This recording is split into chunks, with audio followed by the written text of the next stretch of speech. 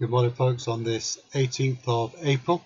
As we start our day, hopefully we've got something to think about as we look at the Old Testament, the book of Joshua, chapter 2 and verse 21, talking about Rahab after the Battle of Jericho.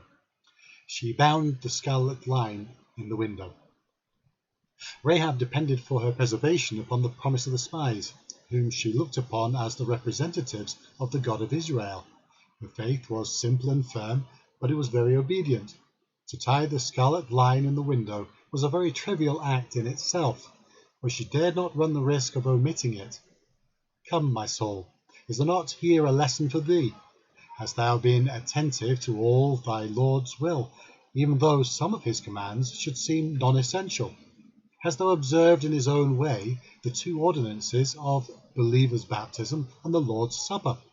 These neglected argue much unloving disobedience in thy heart. Be henceforth in all things blameless, even to the tying of a thread, if that be matter of command. This act of Rahab sets forth a yet more solemn lesson. Have I implicitly entrusted in the precious blood of Jesus?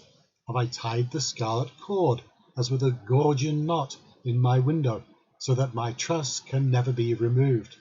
Or can I look out towards the Dead Sea of my sins, or the Jerusalem of my hopes, without seeing the blood, and seeing all things in connection with its blessed power? The passer-by can see a cord of so conspicuous a colour if it hangs from the window. It will be well for me if my life makes the efficacy of the atonement conspicuous to all onlookers. What is there to be ashamed of? Let men or devils gaze if they will. The blood is my boast and my song. My soul, there is one who will see that scarlet line, even when from weakness of faith thou canst not see it thyself. Jehovah the Avenger will see it and pass over thee.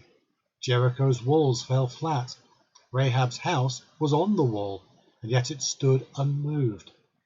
My nature is built into the wall of humanity, and yet when destruction smites the race, I shall be secure.